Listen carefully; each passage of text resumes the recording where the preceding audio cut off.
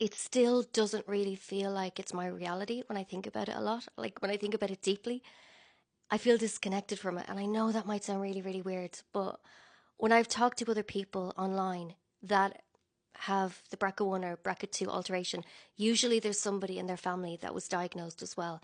And there hasn't been anybody else in my family that's been diagnosed so far. Before I was diagnosed with this, I would have only really heard of it through Angelina Jolie or through Michelle Heaton. So I do think there needs to be much more education and awareness about it. I've seen people over the years write comments that they believed Angelina Jolie just chopped her breasts off for no reason. And they were using really graphic, horrible language like that. I have a higher risk than the average person for breast cancer and for ovarian cancer, and to a minor extent, some other cancers. I'm probably repeating this story a lot on social media, but you know, with algorithms.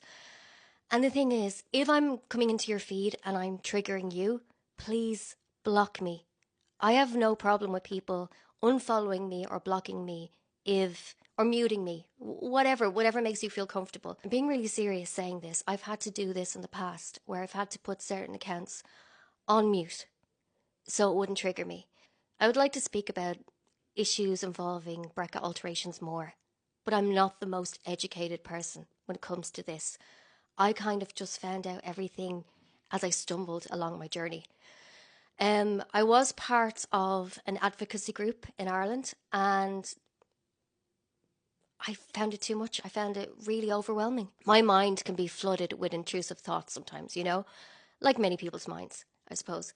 And I was thinking about cancer and death in a way that was just far too much, and it was not good for me, not good for my health. And I know I don't know, I feel really selfish that I had to take a step back from that. I knew I would become cancer free once I got over the initial few days of being diagnosed. It was like this really horrible grief feeling, this dark feeling I had.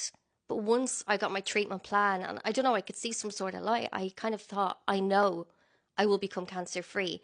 But once I found out I had the BRCA1 gene alteration, it was completely unknown territory for me because nobody in my family had ever been diagnosed with that.